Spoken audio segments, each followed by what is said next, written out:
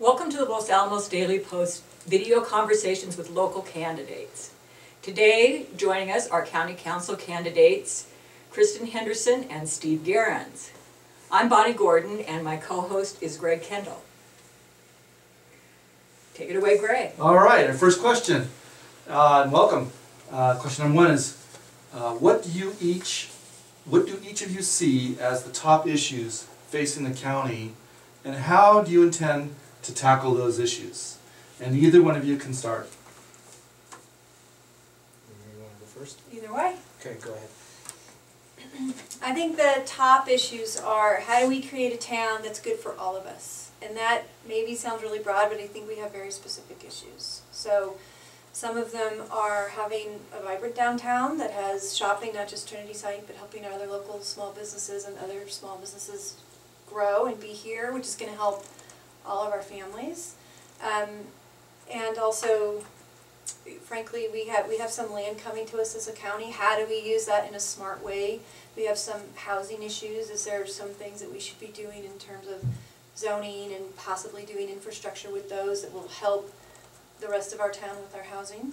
That in particular, what I'm thinking is, I think along the canyon we probably need some what I call downsize housing. So folks that are ready to do that maybe are in a large home and all their kids have grown, but they're not going to leave town, but they want a nice place to live. They can move there and families can move in. So I just think we need to think of all of us when we make these decisions, and those are some of the things I think are what we need to think about. That's very good. I'd like to maybe expand on that or add on to it, in that I was looking at the county budgets, and I was realizing that the gross receipts revenue for FY13 is projected at $48 million. And where are we now? What do you mean? We're at $48 million. Well, we're a little, maybe 50 this last year, a little bit higher than that. Okay, so it's not that much different. No, yeah, I think the high water mark is passed, which I think, as far as lab revenue is concerned, was FY11, unless we get major construction projects going again at the laboratory. But the point of it is that the gross receipts money coming in is $48 million, and that's the size of the non-enterprise fund part of the county, part of the county employment, part of the county structure, which is the main part of the county infrastructure that's charges to the general fund. Mm-hmm. $47.5 million cost, $48 million in gross receipts revenue. Mm-hmm. So my point is, I think now's when we may be at a tipping point here with this gross receipts money we've been receiving, and that we may have to look at the whole county systemically also in terms of all the services we provide, and balanced against all the revenues that we receive. You're absolutely right about trying to have more households, more diversity of households, more affordable households, but the county's role is to build that infrastructure and to work. We have to do the maximum we can to make it amenable for businesses to thrive, but we're not in the small business. The county's job is to do the best it can to enable, and then also provide these broader services for the community. And so what do I see as the big issue facing us? We may have to start making some choices. We may have to start prioritizing some things based on the stewardship goals that we have, or based on the overall prioritizations that we have. And there may start to become a yin and yang between the various things that we've started. And so some of them might not be able to grow as rapidly as we want them to over other issues. Though what's good is that, in theory, by January of 2014, we're going to have, hopefully we'll be starting to keep more of our GRT up here, because that's when the Smith's Marketplace will be open. And it's nothing compared to the lab GRT, of course, but we'll be getting more revenue from them than we get now. Because right now we spend 80% of our money off the hill. If we start to do even 30 or 40% of that, put something in that generates more revenue. Yeah, it's going to help a little. And it might, and it's yet to be determined, but we don't know specifically how the school revenue piece will work. Yeah. Okay, there's a percentage in the Trinity site, there's a percentage deal that's been split. I think it's 80% of the leasable space, that income goes to the schools. Right. But then we still have to worry about how are the schools going to pay off or pay for the investment or where they live in Pyrito Cliffs. I don't think that's been resolved yet either, okay? Remember? Yeah, That's kind of laying in the Right. weeds yet, that Right, that's true. there has to be a deal there. And so there's another way to help the schools by working that out. But how much, what's fair, we'll have to discuss depending on what comes back from Kruger. Right. But we should be happy that they're aggressively pursuing that. They've got 6 months, maybe a 2-month extension on the top of that, you know, for Kruger to bring back a plan. So it could be 8 transfer months. the lease. That's right. Right. But that's an important thing. Have that piece move forward. The Trinity side piece move forward. Right. And it seems like Kroger's pretty, I mean, they really want to build here. Right, their goal was to opening January 2014. Whether that'll happen, we'll see, but they would like to do it sooner than it would have happened. Right, okay. Anything else, top issues that you want to tackle, the reason you're in this race? Well, the council, the President Council, through the CIP process, has made about $22 million worth of I don't know if we would call them concrete commitments yet, but at least they've approved or endorsed some significant capital improvement projects moving forward. And so whenever you launch a bunch of projects, and there are a bunch of diverse projects, they're everything from the White Rock Civic Center to golf course improvements to sound wall coming in eastern Teen area. Center. Teen centers high on the radar. That's a lot of work. That puts a lot of oversight work, not just on your administration and then on the Ann Lorentz group that works all those plans and stuff. But that's a lot of oversight activity to pay attention to, and creates a lot of anxiety, so to speak, watching that many projects move forward. So that'll be That's a big oversight part thing to pay attention oversight. to. Right. And Kristin, did you have any other things that you're really wanting to tackle as a councilor? You know, I've been asked that a lot, and I don't have like one project that I'm hoping we do. In fact, that's sort of what I think has been a little bit wrong with the approach that we've had. I think that with everything we do, and I know this is a refrain I keep saying, but I mean it, we need to take all of us into account with all of our planning. So that's why I don't have like my pet project I want to do. It's really not what I do. My pet project is let's make sure we remember we have families here. Let's make sure we remember we have other people here. We have all the demographics. We all need to be thought about with all of our decision making. Okay. I really believe that. All right. Okay, speaking of demographics, how would you as counselors ensure that you're hearing from all the citizens and not just whoever has the loudest voice, a variety of constituencies?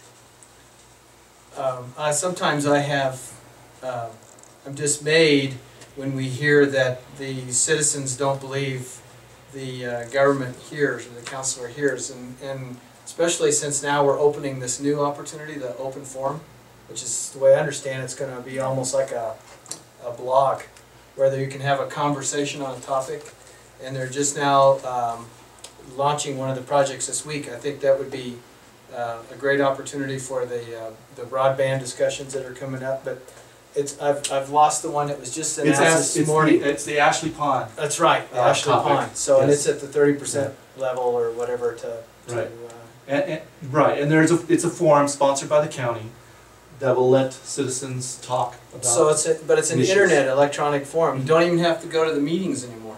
Right. You know, So- to have your voice be heard. How does it work? Is it a chat forum or? It's kind of, yeah, that's my understanding. And is you it's- can talk to each other, or I don't know if you can talk to each other. I Well, think you can you say can your comment on statement. You each can other, comment right? and then reply, yeah. So to me, it sounds like a blog. It is a lot like a blog, yes, with comments. But it's Yes. a new thing to get input from all sides. I think the counselors that go to the farmers market and let anybody come and speak. I think there's plenty of opportunities to be heard. Maybe we need to reach out a little bit more to some of the youth groups, but we need to have a teen center so we can find them. That would be Yeah, good. But you have to find them. I just think you know, there's a lot of people that, or it's not a lot of people. There's some people that are not shy about sending their emails in, but we used to have our the little sessions, Surrettes, what would they call? Oh, yes. When we would have special projects that we wanted to build, or Right. And it would be led by somebody, Right. an outsider usually. I don't know. What do you think? How do we? You know, I think there's. What do you think, Kristin? How do we? I think it's a reach out? legitimate issue. I think it's a really big issue. And I know that it's frustrating on both sides because I know, talking to the counselors and watching county council, they feel like they really reach out. And I know the county administration feels like it reaches out all the time. It's got displays up at county offices. It's got all kinds of meetings happening.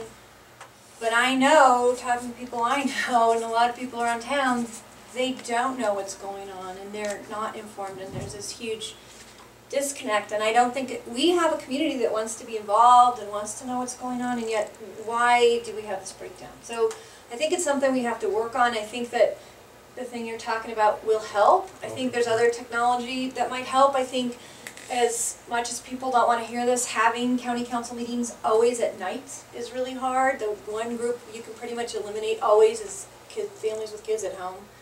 You know, when I've tried to rally people to say, we got to go to this meeting, they'll be like, yeah, we got basketball and swim team and homework and this and that and the other. So maybe some meetings could be during the day or at lunchtime, or, you know, well, that is during the day, but at some time that's easier. And I don't think if we switch to that once in a while, it's going to be popular right away. It would take time to build up and let people know that's even happening. Mm-hmm. I think that one technology thing is great, but maybe we could have a big, huge GoToMeeting.com. You know, why couldn't we have a bunch of people on the wall while we're having the meeting? You know, like displayed where they can participate and listen and From speak. another I mean, location or something. yeah, from everybody's Similar houses. remote Yeah. thing. Yeah, something like that. I don't know what the right answer is, but I know both sides want to be communicating, and yet, you know, I do think it's a breakdown. Okay. Open for different suggestions. Yeah, it's Yeah. it's a problem that I've seen too, that citizens do tend to kind of wait back until kind of the It's too end, late. when the things are laid out already, and then say, oh, we don't like this particular thing. And I don't know if it's even solvable. Maybe the forum will help out a little bit, because that is going to be sanctioned by the county and moderated. But the next question, I'll move on unless you have any other comments. What's your assessment of the county's support of our educational institutions, and what ideas do you have for improving our support for educational institutions in Los Alamos? In comparison to the past council schools interactions, I think over the last 2 or 3 years, or maybe even 4 or 5 years, the county's overt support of the school district has been the LAPS, the K through 12 portion, has been, you know, stellar, above and beyond. It's been a partnership that's been created with no model, I don't think, and there's been a reach out, and can we work together? You know, maybe there has to be a new way for counties and cities and school districts to work together moving into the future, and maybe that's the ground we're plowing, because no one entity seems to me to have the resources to stand it alone anymore like we used to be able to do, and creating these kind of partnerships might be the best ways to save us moving forward. And I think that outreach by the county to help the schools, when the schools are kind of tied more than the county, and for sure the counties, you know, we're a city county, we have a lot more resources than the schools do. This has really been quite a partnership to preserve one of the better amenities or attractions or assets, truly assets that the county has, is the Our school system, yeah. You know, I think as a community, we're hugely supportive of the schools. You know, we always say that and we always believe it, and there's no question it's a huge asset to the community in terms of recruitment for the lab, or, you know, why people choose to live here versus other places, although, I mean, we have a lot of other amenities as well, but for a lot of people, the schools are the reason in the end why they move here.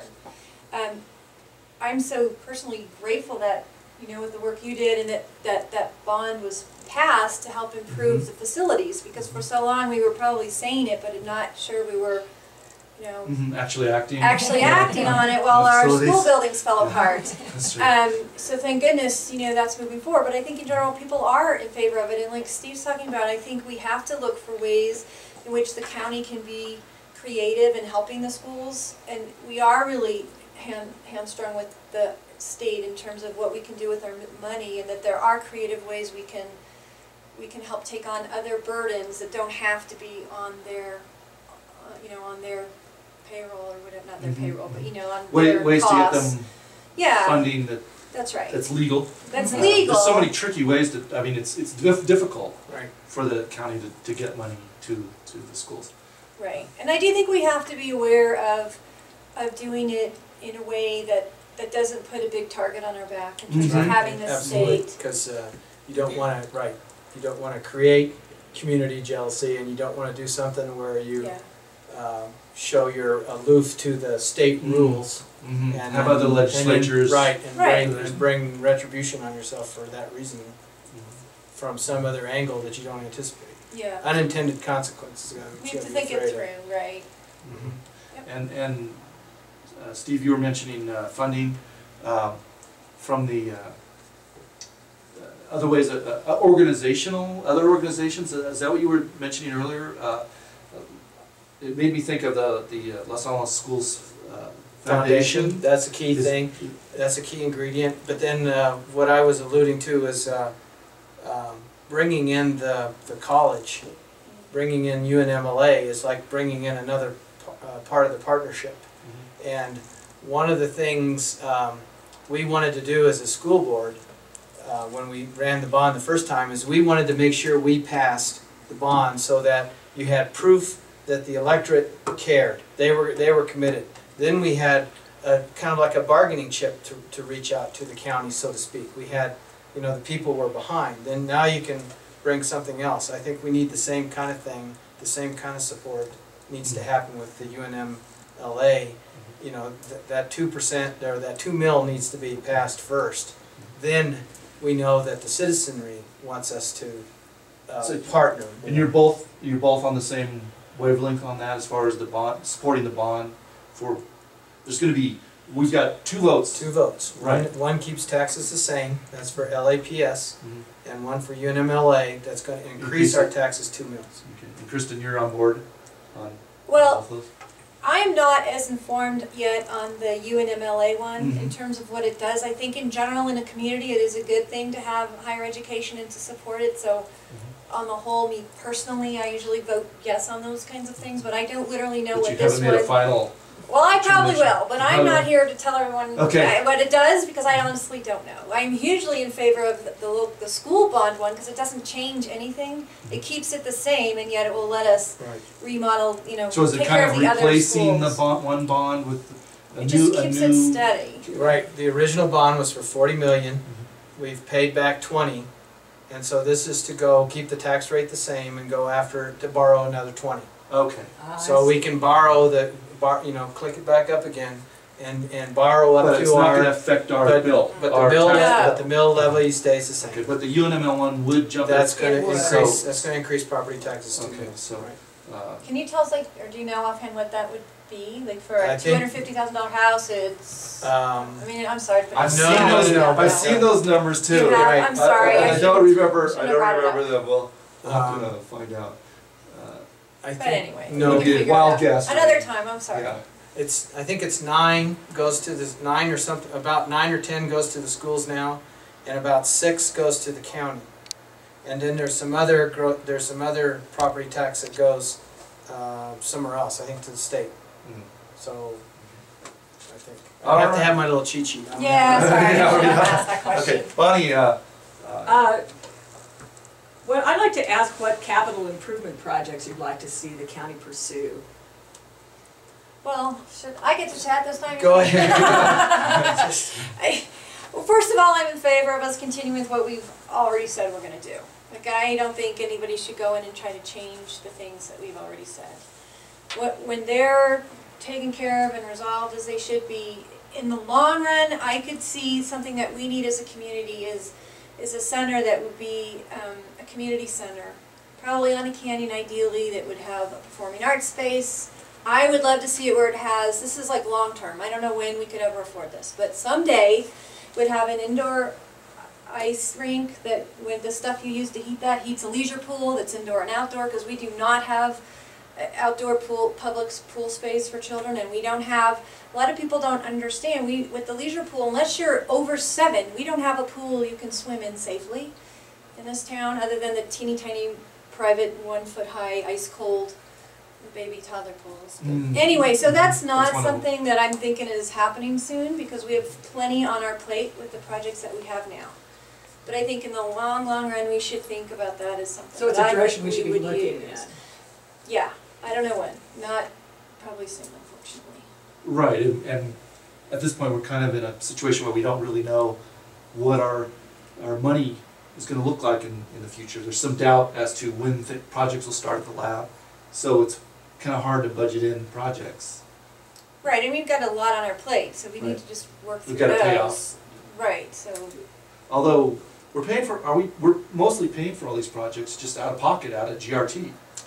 529, we're paying $7 million a year for 10 years, and then another $5 million a year for the next 10 years, and that pays back the $75 million Pyredo Cliffs project. There's $22.5 million of CIP projects already on the agenda. One that I am going to pay attention to is the improvements in White Rock. You know, that's the, well, there's that just, that one's not approved yet. Okay. right. We're just talking about the approved, the part of the approved master plan for White Rock that hasn't been started, the execution yet, which is the library upgrades and the senior center upgrades and the improvements that are going to be back in the area. Back in the library, the ones that were scaled down a little police bit. station, right? And that's $8 million. It's $8.5 million of improvements there. Right.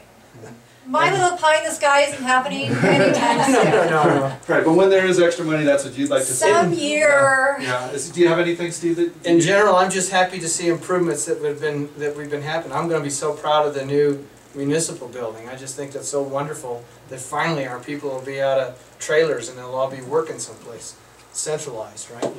That'll be great. You know, fixing the Ashley Pond project. That's, you know, whatever it turns out to be, it's going to be better than it is now. You can't, you know, yeah, we have to fix the sidewalk. I mean, nice not to have the golf portables course. everywhere where That's all the right. You know, county that, employees work. we're so blessed that at this time Yeah. we do have some money to do something, but we didn't, for so many years we had nothing. You know, it took forever. The pool was a big deal. You know, we didn't have money to do a big project. The library was a big deal. You know, those were decade projects in the old days. Yeah. Now we're just kind of banging them out. It's nice to have the money, but you know, we need to be, I think that's what has everybody in such shock. You know, after 2 or 3 decades Seems of like a lot's nothing, happening all of a sudden. you know, yeah, It's now's the kind of a shock to opportunity. people, I There's think. been a lot of pent-up demand. That's right. too, Now's the too. opportunity. And we have the money. At this point. In the walk, I don't know what you've been hearing, but in the door-to-doors that I've been hearing is there's still an element out there that wants to worry about, are we taking care of what we have? That's a good point. Yeah. So that's Have you been hearing that too? Yeah, I hear that, for sure. you know, and so you know, you look at, are we doing roads? Are we doing enough roads? Are we doing roads fast enough? We replaced our wastewater treatment. We've got to do that in White Rock. We've got to worry about water wells. There's some utilities issues. You know, the county government is a very big business. It's you know, and so We have a lot of aging infrastructure, exactly. older pipes, older.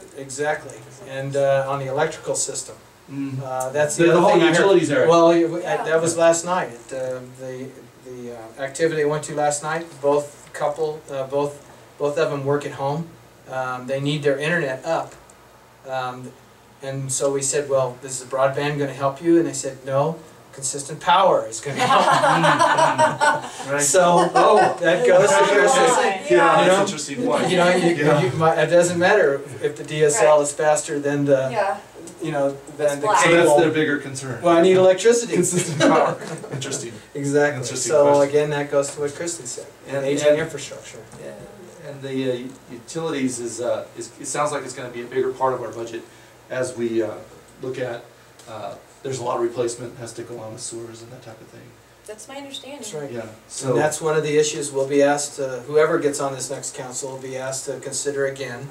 In our charter, all four utilities act separate, as separate business units. So you really know how they work. So in other words, if you make too much money in water, you can't go help out wastewater. You know, they all stand alone. And so we need to examine those businesses independently. Okay.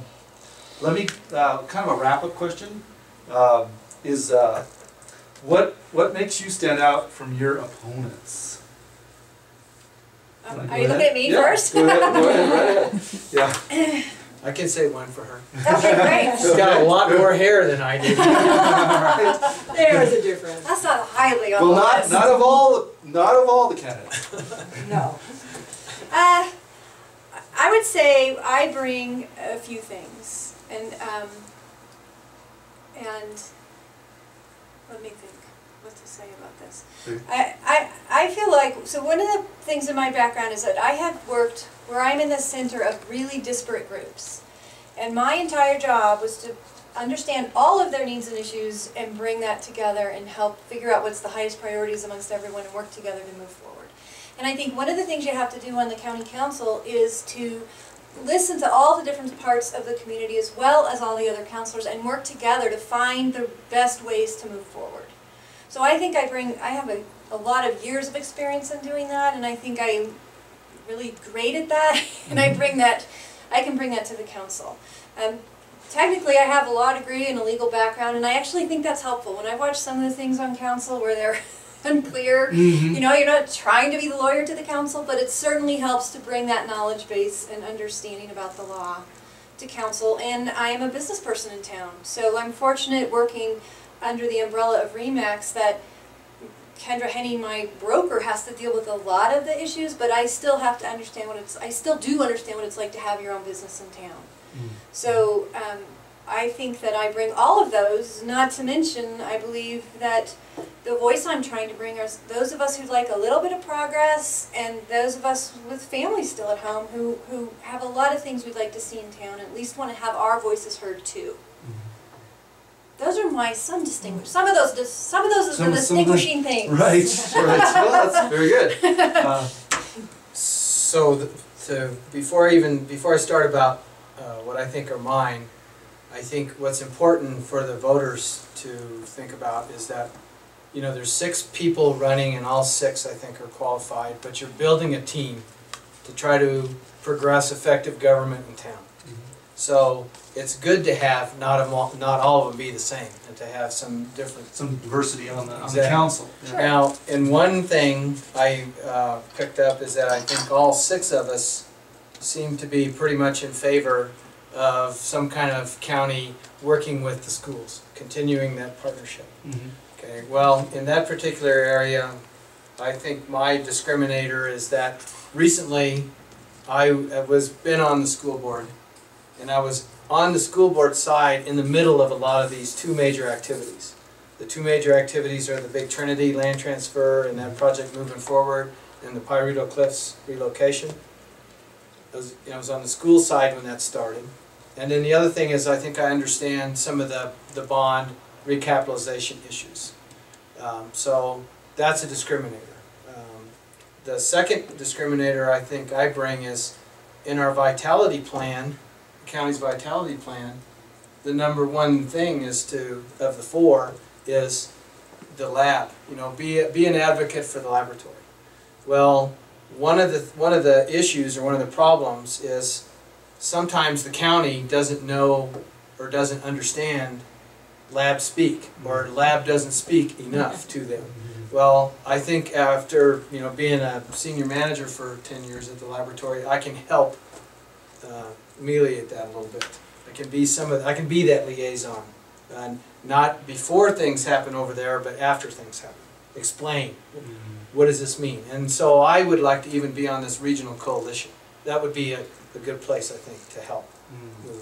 And then the third thing is, I think when it comes to making contributions to this community, I might have a little bit of a leg up on them, the other ones, because I've been, I've been doing things. I've been making volunteer contributions to this town since 1981, and so my major one that we got started on there was building. In those days, everything was volunteer. County had no money.